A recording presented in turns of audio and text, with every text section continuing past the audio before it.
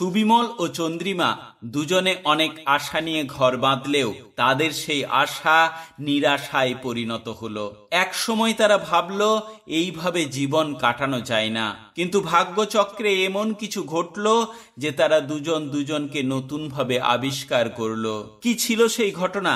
সমস্ত কিছু জানতে গল্পটা শেষ পর্যন্ত দেখতে থাকুন। চলুন শুরু করি আজকের গল্প।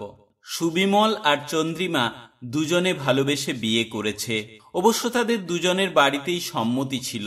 তারা একই সাথে ইঞ্জিনিয়ারিং পড়েছে। তখন থেকেই তাদের আলাপ। তারপর সেই আলাপ থেকে বন্ধুত্ব, তাদের বন্ধুত্ব ভালোবাসায় পরিণতি পেয়ে শেষ পর্যন্ত তারা বিয়ে করেছে। তারা সংসার শুরু করেছিল বহু আশা নিয়ে। দুজনেই কাজ করব, শহরে থাকব, জীবনগুলোকে সুন্দরভাবে উপভোগ করব। কিন্তু 2-3 বছর যেতেই দুজনের জীবন যেন দুর্বিষহ হয়ে উঠল। শুধু কাজ আর কাজ, কাজের চাপ, প্রমোশনের নেশা, আরো বেশি ইনকাম করার চাপ, ফ্ল্যাটের ইএমআই, দামি গাড়ি কিনতে হবে, এসব করতে করতে তারা নিজেদের জীবনের হাসি আনন্দ সবকিছু ভুলে যেতে থাকলো। দুজনের মধ্যে কথাবার্তা, বোঝাপড়া যেন অনেক কমে গেছে। যখন তখন একজন আরেকজনের ওপর রেগে যায়।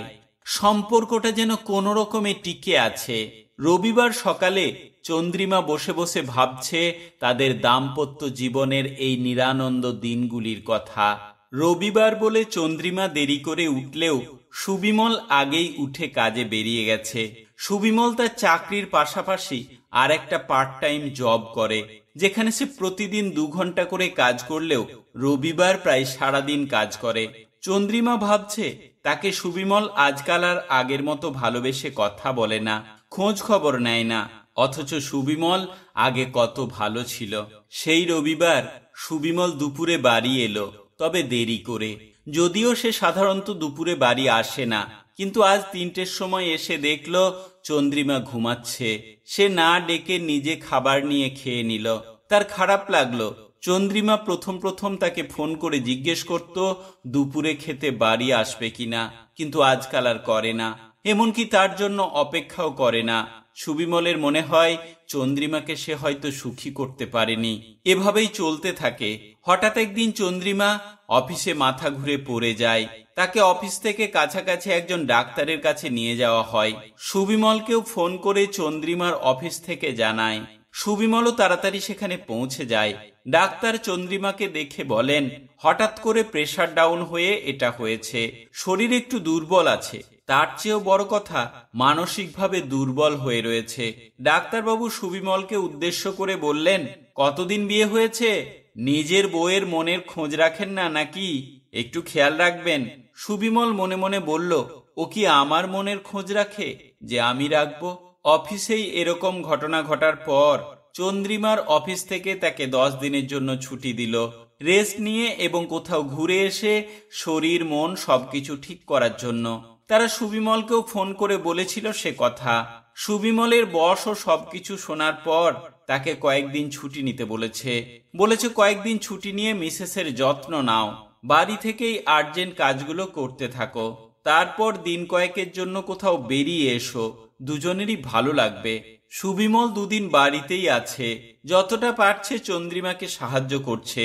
যদিও কাজের লোক, রান্নার লোক সবই আছে, কিন্তু তারপরেও অনেক কিছু কাজ থাকে যেগুলি চন্দ্রিমাকে করতে হয়। তাই সুবিমল যতটা পারছে করে দিচ্ছে। চন্দ্রিমাকে যত্ন করার চেষ্টা করছে। কিছু ক্ষেত্রে চন্দ্রিমার ভালো লাগছে, তবে তার কোথাও যেন মনে হচ্ছে সুবিমল শুধুমাত্র তার কর্তব্যের জন্যই করছে। চন্দ্রিমার মন এখনো ভালো নেই দেখে সুবিমল বলল, চলো আমরা পুরী বেড়াতে যাই। চন্দ্রিমা বলল, বাড়িতেই তো ঠিক আছি, তাছাড়া অনেক খরচ খরচা হবে।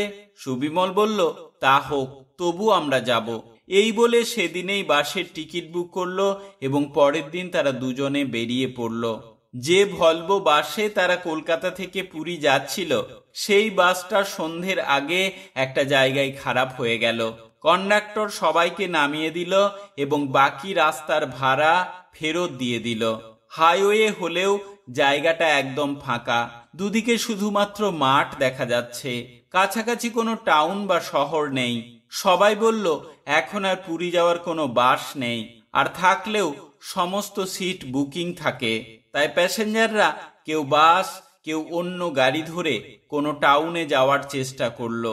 সুবিমল এবং চন্দ্রিমা দুজন দুজনের মুখের দিকে তাকালো। দুজনের মুখেই চিন্তা ও ভয়ের ছাপ। সুবিমল চন্দ্রিমার হাতটা ধরে বলল, ভয় পেও না, আমি তো আছি। বহুদিন পরে নিজের প্রিয় মানুষটার মুখ থেকে ভয় পেও না, আমি তো আছি, এই কথা শুনে চন্দ্রিমার বুকের ভেতরটা নরম হয়ে এলো। তার হাতে ধরা সুবিমলের হাতটা আজকে যেন একটু অন্যরকম। এই হাতটাকে বিশ্বাস করা যায়, ভরসা করা যায়। কিছুক্ষণের মধ্যে একটি রিকশাওয়ালা এসে জিজ্ঞেস করলো, কোথায় যাবেন বাবু? আপনাদের গাড়ি তো খারাপ। সুবিমল বলল, রাতটা কোথাও এখানে থাকার মতো কোনো জায়গা পাওয়া যাবে? রিকশাওয়ালা বলল, না বাবু, এখানে তো কাছাকাছি কোনো হোটেল নেই, তবে ওই যে দূরে একটা গ্রাম দেখা যাচ্ছে, ওখানে ঘর ভাড়া পাওয়া যায়, হয়তো একদিন থাকার জন্যও পাবেন, তাহলে ওখানেই নিয়ে চলো। এই বলে সুবিনয় চন্দ্রিমাকে হাত ধরে রিকশায় তুলে দিল। তারপর ট্রলি ব্যাগটা পায়ের কাছে নিয়ে নিজেও উঠে বসলো। রিকশাওয়ালা হাইওয়ে ধরে কিছুটা আসার পর একটা সরু রাস্তা ধরলো। যেতে যেতে তার সাথে কথা হচ্ছিল। রিকশাওয়ালার নাম রঘুনাথ। সে তার স্ত্রী ও 7 বছরের ছেলেকে নিয়ে থাকে। রঘুনাথ বলল, বাবু, যদি আপনাদের অসুবিধা না হয় তাহলে রাতটা আমার বাড়িতে থাকতে পারেন। সামনের গ্রামটা পেরিয়ে আরো কিছুটা দূরে আমাদের গ্রাম। আমার বাড়ি খুবই সাধারণ। কিছু জমানো টাকা, সরকারি অনুদান এবং তারপর ধার দেনা করে ইট দিয়ে একতলা ঘরটা কোনো মতে করেছি, কিন্তু এখনো পুরোটা কমপ্লিট করতে পারিনি। তবুও একটা রাত কষ্ট করে যদি থাকতে চান আমার অসুবিধা নেই। দুজনে রাজি হলো ওখানেই যাওয়ার জন্য। সন্ধ্যা প্রায় হয়ে এসেছে। রাস্তাটা ঢালাই রাস্তা হলেও ফেটে ফুটে কোথাও কোথাও খানাখন্দ হয়ে আছে, তাই রিক্সা এদিক ওদিক টলছে। রঘু বলল, ভালো করে ধরে বসবেন বাবু, দিদিমণি অসুবিধা হলে বলবেন, আরো ধীরে চালাবো। চন্দ্রিমা আস্তে করে বলল, না ঠিক আছে। সুবিমল একটা হাত দিয়ে রিক্সাটা ধরে আর একটা হাতে চন্দ্রিমাকে আঁকড়ে ধরে রাখলো। চন্দ্রিমার মনে হলো সুবিমল এখনো কেয়ার করতে জানে। রঘুর বাড়ির কাছাকাছি আসতেই রঘু বলল, ওই যে বাবু, এসে গেছি। সুবিমল দেখলো কেউ একজন টর্চ নিয়ে দাঁড়িয়ে আছে। সুবিমল বলল, কে ওটা? বাবু, ওটা আমার বউ পিয়ালি। সামনে এগোতেই মেয়েটি বলল, তোমার ফিরতে এত দেরি হলো? আমি তো চিন্তায় অস্থির। সুবিমল ও চন্দ্রিমা দেখল স্বামীর জন্য তার চোখে মুখে খুব উৎকণ্ঠা। রঘু বলল, হ্যাঁ, অনেক দূরে একটা ভাড়া পেয়েছিলাম, তাই দেরি। আর দেখো, সাথে করে এই বাবু আর দিদিমণিকে নিয়ে এসেছি, আজ আমাদের বাড়িতে থাকবে। পিয়ালি বলল, খুব ভালো, আসুন বাবু, দিদিমণি আসুন। বাড়িতে গিয়ে দেখলো গাছপালায় ঘেরা খুবই সাধারণ একটা একতলা বাড়ি। দুটো রুম, বাইরে একটি ছোট ঘর, মনে হচ্ছে ওটাতেই রান্না হয়। দেখে মনে হচ্ছে ওরা কষ্ট করেই জীবন যাপন করে, কিন্তু এত কষ্টের মাঝেও রঘু এবং তার স্ত্রী পিয়ালির দুজন দুজনের প্রতি ভালোবাসা দেখে মুগ্ধ হয়ে গেল। ততক্ষণে রঘুর ছেলে বিট্টু ছুটে এসেছে। সুবিমল রাস্তায় খাবে বলে কিছু চকলেট ও চিপস রেখেছিল ব্যাগে, সেগুলো বের করে বিট্টুর হাতে দিতে বিট্টু খুব খুশি হলো। পিয়ালি তাদেরকে ঘরে নিয়ে গেল, বলল, এখানেই ব্যাগপত্র রাখুন, এখানেই আপনারা থাকবেন। সুবিমল দেখলো ঘরে একটি চৌকি পাতা আছে, ছোট্ট ঘর, তবে পরিষ্কার পরিচ্ছন্ন। এরপর ফ্রেশ হয়ে মুড়ি, পাঁপড় ভাজা আর চা খেতে খেতে কিছুক্ষণ গল্প করলো ওরা। তারপর রঘু বলল, বাবু, আপনারা বিশ্রাম নিন, ছাদে গিয়েও বসতে পারেন, আমি চাটাই পেতে দিয়ে এসেছি। আর আমি আর পিয়ালি দুজনে মিলে রাতে রান্না বান্না করে নি, তারপর আপনাদেরকে ডাকছি। সুবিমল বলল, হ্যাঁ, ছাদে গিয়েই বসি। ছোট্ট ছাদটায় গিয়ে তারা যেন এক অপূর্ব দৃশ্য দেখল। রঘুর বাড়িটা গ্রামের একদম শেষ প্রান্তে, অর্থাৎ তার বাড়ি থেকে একটা দিকে গ্রাম, যেখানে ছোট বড় বিভিন্ন বাড়ির আলো জ্বলছে, আর অন্যদিকে অনেক দূর পর্যন্ত মাঠ আর মাঠ, সবুজ ধান ক্ষেত, মাঝে মধ্যে গাছপালা আর পুকুর। সবুজ ধান ক্ষেতের ওপর জ্যোৎস্নার আলো যেন এক অপূর্ব সৌন্দর্যের সৃষ্টি করেছে। সুবিমল আর চন্দ্রিমা ভুলে গেল তাদের কর্মব্যস্ততার কথা, ভুলে গেল তাদের ব্যস্ততম জীবনের কথা। তারা দুজন দুজনকে নতুন করে আবিষ্কার করলো। কিছুক্ষণের মধ্যে দেখা গেল চন্দ্রিমার কোলে মাথা রেখেছে সুবিমল। চন্দ্রিমা তার বাঁ হাত দিয়ে সুবিমলের চুলে বিলি কাটছে, আর সুবিমল তার হাত দুটো দিয়ে চন্দ্রিমার ডান হাতটা ধরে রেখেছে। হারিয়ে গেল তারা পুরনো দিনে। মনে পড়ল তাদের প্রথম দেখা, প্রথম কথা বলা, প্রথম পরিচয়ের পর মনের মধ্যে যে ব্যাকুলতা, সেটা আবার নতুন করে একজন আরেকজনকে বলতে থাকলো। এইভাবে নানা কথা বলতে বলতে নিজেদের পুরনো দিনের সোনালী দিনগুলির কথা ভাবতে ভাবতে সময় যে কোন দিকে পেরিয়ে গেল তারা বুঝতে পারেনি। বুঝতে পারল রঘুর কথায়। রঘু ডাকছে, বাবু, দিদিমণি, খেতে আসুন। নিচে গিয়ে তারা দেখল আসন পেতে তাদের দুজনকে খেতে দিয়েছে। সুবিমল বলল, তুমিও বসো। রঘু বলল, না বাবু, আপনারা আগে খেয়ে নিন, তারপর আমরা খাবো। চন্দ্রিমা জিজ্ঞেস করল, বিট্টু খেয়েছে? পিয়ালি বলল, হ্যাঁ, খেয়ে শুয়ে পড়েছে। রঘু বলল, বাবু, আপনারা কাল একবেলা অন্তত থেকে যান, তারপর যাবেন, কারণ আজকে সেরকম ভাবে কিছুই খাওয়া দাওয়া হলো না। কালকে আমি সকালে একবার বেরোবো, একটা ভাড়া ধরা আছে। তারপর ফিরে এসে মাঠ থেকে টাটকা সবজি নিয়ে আসবো এবং পুকুরে মাছ ধরবো। সুবিমল বলল, বাহ, খুব ভালো। তোমার পুকুর, মাঠ এসব আছে? না বাবু, এগুলো আমার নিজের নয়। আমিও আমার একজন বন্ধু মিলে অন্যজনের কিছু জমিতে চাষবাস করি এবং পাশেই একটা পুকুরে মাছ চাষ করি। তখন রঘুকে কিছু না বললেও তাদের দুজনের ইচ্ছা হলো দুপুর পর্যন্ত থেকে যেতে। পরের দিন সকালে চন্দ্রিমা যখন উঠল, তখন বাইরে বেরিয়ে দেখল সুবিমল আর বিট্টু খেলা করছে উঠানে। সুবিমলকে দেখে বাচ্চা ছেলে মনে হচ্ছে। তার চোখে মুখে এত খুশি, এত হাসি দেখে চন্দ্রিমার মনটা খুশিতে ভরে গেল। পিয়ালি চন্দ্রিমাকে জিজ্ঞেস করল, ভালোভাবে ঘুম হয়েছিল দিদিমণি? চন্দ্রিমা ঘাড় নেড়ে হ্যাঁ বলল। চন্দ্রিমা ফ্রেশ হয়ে আসতেই পিয়ালি জিজ্ঞেস করল, দিদিমণি, খেজুরের রস খাবেন তো? চন্দ্রিমা খেজুরের রস কখনো খায়নি। সে শুনেছে তালের রস খেলে নেশা হয়ে যায়। ভাবল এটাও হয়তো সেরকম কিছু। কিন্তু সুবিমল শুনতে পেয়ে এগিয়ে এসে বলল, হ্যাঁ, খাও খাও, খেতে খুব সুন্দর, আর কোনো নেশা টেশা হয়ে যাওয়ার ভয় নেই। চন্দ্রিমা খেয়ে দেখল তার স্বাদ অপূর্ব, শরবতের মতো খেতে।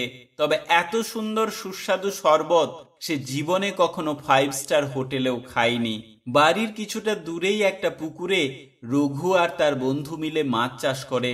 সকালেই রঘু সেখানে জাল ফেলে মাছ ধরে এনে দিয়েছে।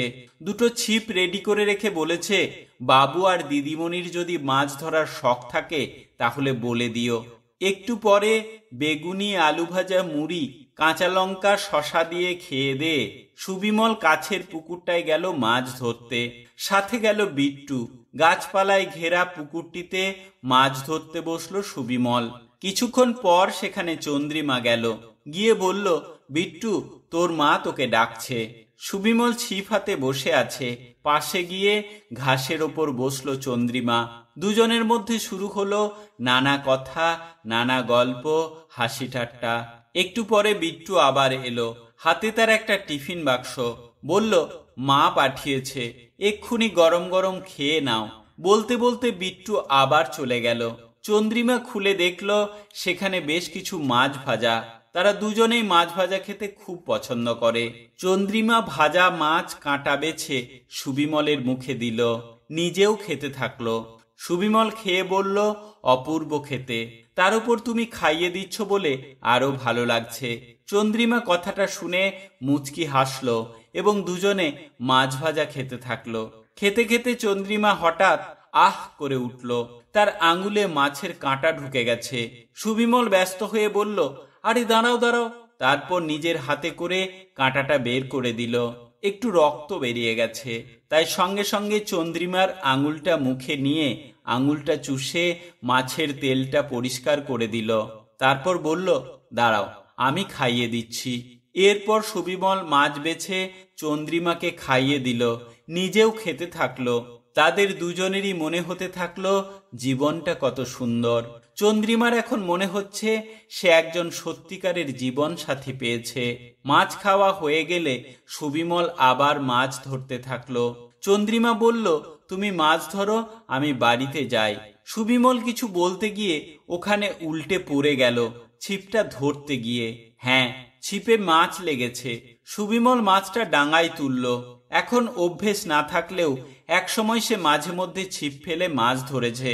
মাছটা ধরতে পেরে সুবিমল খুব খুশি। মাছটা তোলার পর চন্দ্রিমাও ভীষণ খুশি।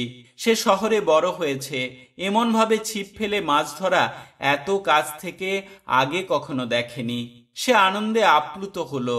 তারপর মাছটা নিয়ে তারা দুজনে রঘুর বাড়িতে এলো। রঘু আর পিয়ালির অনুরোধে তারা আরো একদিন রয়ে গেল। দুটো দিন তাদের কাছে মন্ত্রমুগ্ধের মতো পেরিয়ে গেল। সুবিমল আর চন্দ্রিমা পুরী যাওয়া ক্যান্সেল করলো, কারণ এত সুন্দর মধুচন্দ্রিমার পরে তাদের আর পুরী যেতে ইচ্ছা হলো না। ইচ্ছা হলো বাকি 2-3 দিন ছুটি তারা দুজনে বাড়িতে নিজেদের মতো করে কাটাবে।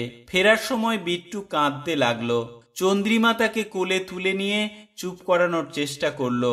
সুবিমল তাকে কোলে নিল, তবুও তার কান্না থামে না। পিয়ালির চোখেও জল। চন্দ্রিমা 3000 টাকা পিয়ালির হাতে দিয়ে বলল, তোমাদের পছন্দের কিছু কিনে নিও। এরপর তারা ওখান থেকে বিদায় নিল। রঘু রিক্সা করে মেন রোডে একটা বাস স্টপে নিয়ে এলো তাদেরকে বাস ধরানোর জন্য। যাবার সময় সুবিমল রঘুর হাতে কিছু টাকা দিয়ে বলল, এটা রাখো। রঘু কিছুতেই নিতে চাইল না, বলল, বাবু একবার তো দিয়েছেন। অনেক জোরাজুরির পরে টাকাটা নিল। সুবিমল বলল, আচ্ছা রঘু, আমরা যদি বছরে একবার করে 2-1 দিনের জন্য তোমাদের বাড়িতে আসি, তোমার কোনো অসুবিধা নেই তো? রঘু বলল, না না বাবু, কোনো অসুবিধা নেই, বরং এ তো আমাদের সৌভাগ্য। তবে একটা শর্তে, আমাকে কোনো টাকা দিতে পারবেন না। আপনারা এত বড় মানুষ হয়ে আমার মতো গরিবের বাড়িতে এত আনন্দ করে থাকলেন, আমাদেরকে এত ভালোবাসা দিলেন, এটা ভুলে যাবার নয়।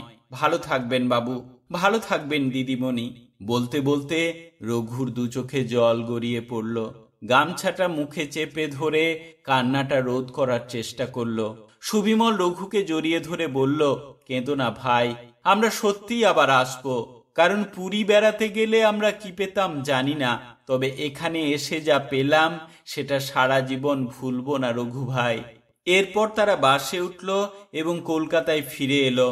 তারা ঘরে ঢুকে অনুভব করলো উল্টো দিকের মানুষটা যেন সম্পূর্ণ পাল্টে গেছে। সুবিমল বলল, চন্দ্রা তুমি ফ্রেশ হয়ে এসো, ততক্ষণে আমি হাত মুখ ধুয়ে ভাতটা বসিয়ে দিচ্ছি। এরপর তারা দুজনে মিলে রান্না করলো। চন্দ্রিমা বলল, এবার তুমি স্নান করে এসো, খাবার হয়ে এসেছে।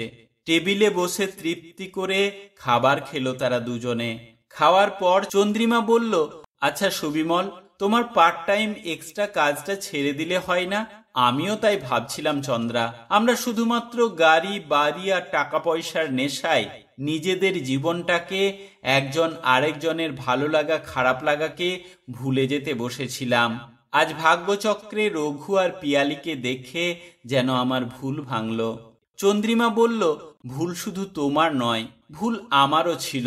তাই তো তোমাকেও আমি কখনো জোর করে বলতে পারিনি আমাদের দুজনের রোজগার তো যথেষ্ট, তাহলে কেন তুমি আর অতিরিক্ত পার্ট টাইম কাজ করতে যাবে? তাই আমরা আর বাড়ি গাড়ি টাকা পয়সার পিছনে ছুটে নিজেদের সুখ শান্তি নষ্ট করব না। আমরা এখন থেকে নতুন করে বাঁচব। তো বন্ধুরা, এই ছিল আজকের গল্প। আপনাদের কি মনে হয়, ওরা কি এবার সুখী হতে পারবে না পারবে না? হ্যাঁ বা না কথাটি লিখে অবশ্যই জানাবেন। গল্পটি আপনাদের ভালো লাগলে হাইপ দেবেন, লাইক করবেন, শেয়ার করবেন আপনার বন্ধুদের সাথে। আর চ্যানেলে নতুন হয়ে থাকলে চ্যানেলটি সাবস্ক্রাইব করে পাশে থাকা বেল আইকনে অল প্রেস করে রাখবেন, যাতে করে পরবর্তী ভিডিও নোটিফিকেশন আপনার কাছে সাথে সাথেই পৌঁছে যায়। ভালো থাকবেন, নমস্কার।